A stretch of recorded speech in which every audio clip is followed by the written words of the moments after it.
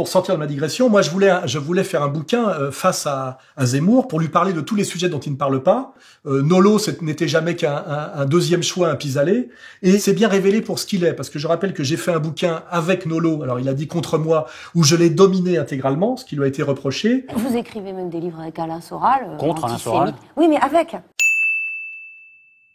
Je me suis pris un procès par la bande par Pierre Berger. Le livre a été interdit par décision de justice pour 3 phrases qui parlaient de la PMA et de la GPA d'ailleurs, alors que le sujet était beaucoup plus sérieusement la question de la nation, du fascisme, de l'antifascisme, etc.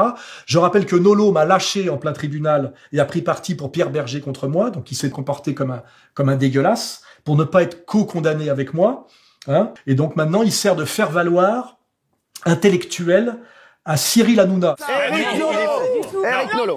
Je veux dire, il y a quand même quelque chose qui me dérange beaucoup, ce sera ma dernière intervention, c'est que j'ai l'impression que s'agissant de Yann Moix, on ne veut pas la justice, mais on veut la vengeance contre lui. Et là, Cyril Hanouna, on est toujours dans le même problème. Problème Zemmour, problème...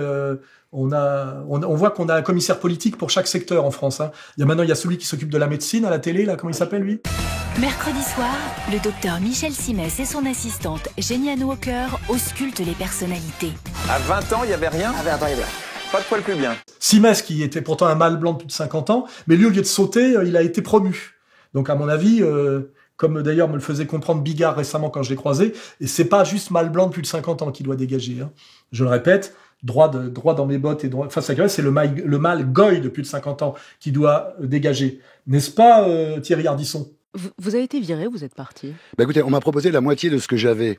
Donc c'est me virer. Parce que quand vous avez une certaine somme pour faire une émission, on vous dit l'année prochaine t'auras la moitié. Moi je considère que c'était pas négociable en plus. Donc j'ai été effectivement viré, oui. Hein, malgré toutes les soumissions, toutes les allégeances, toutes les trahisons, voilà. Ben, c'est-à-dire c'est normal, quand vous vous comportez comme une pute, le macro vous traite comme une pute. C'est-à-dire que quand vous rentrez d'avoir fait le trottoir, il vous dérouille parce que vous ne rapportez pas assez d'argent. Un coup de cintre, il faut lire Iceberg Slim, hein, Pimp, très bon livre sur le sujet, et il vous renvoie sur le trottoir. Hein, voilà. Est-ce que je t'ai autorisé à parler ? Quand je te dis d'aller vendre ton cul, t'obéis ? T'aimes pas bosser sous la pluie ? J'en ai rien à foutre que tu te les gèles, que tu te mouilles, ou que tu prennes feu. Je veux que tu me rapportes mon putain de blé.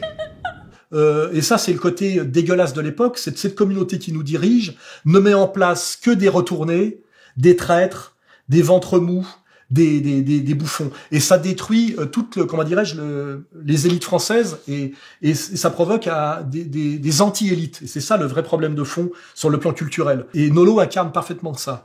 D'ailleurs, je pense que récemment, il s'est fait remettre à sa place par Doc Gynéco. Mais de quoi que je t'ai dit quoi? Mais écoute, Doc. Mais dis, écoute, Doc. Viens nous raconter, arrête maintenant. Ouais, mais dis allez. quoi? Mais pourquoi tu me parles comme ça? Qu'est-ce qui te permet d'oser monter le ton et de me parler de cette façon? oh, Qui es-tu?